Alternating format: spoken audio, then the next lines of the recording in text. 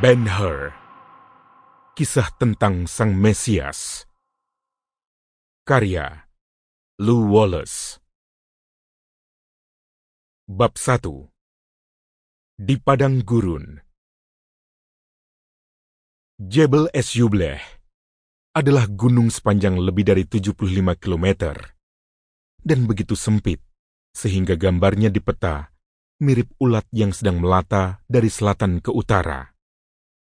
Apabila berdiri di atas karang-karang terjalnya yang berwarna merah dan putih, sambil memandang lepas ke arah matahari yang sedang terbit, orang hanya bisa melihat gurun Arabia, tempat angin timur yang begitu dibenci para petani anggur Yerikho, senantiasa berembus sejak dahulu kala.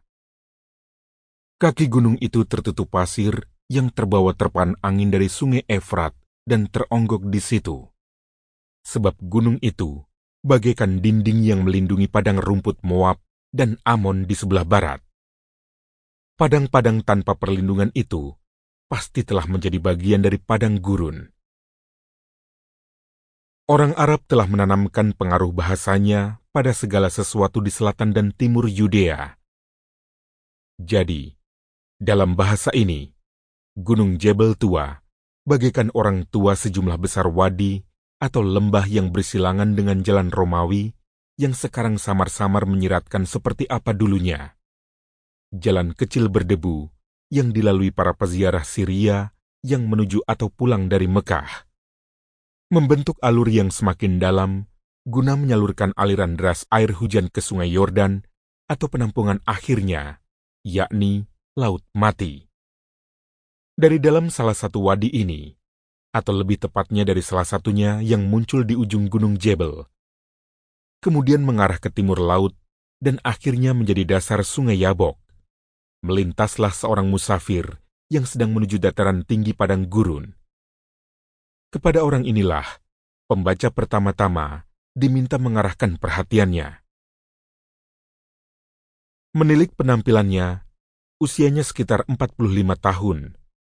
Janggutnya yang tergerai menutupi dada dan dulu berwarna hitam pekat sudah mulai beruban.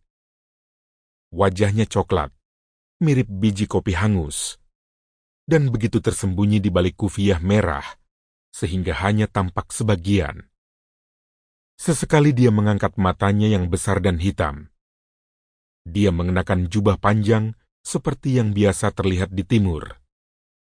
Namun bentuk dan gaya pakaian itu tidak dapat digambarkan lebih jelas, sebab dia duduk di bawah tenda kecil dan mengendarai unta besar berwarna putih.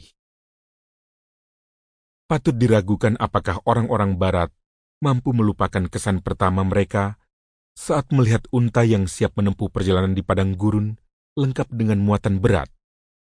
Kebiasaan, faktor yang begitu penting bagi hal-hal baru lainnya, hanya sedikit memengaruhi perasaan ini.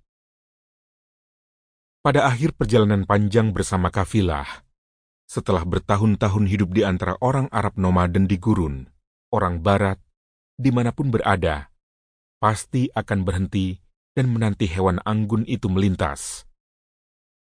Hewan yang sekarang muncul dari wadi itu bisa dikatakan menuntut penghormatan yang sudah menjadi kebiasaan di negeri itu.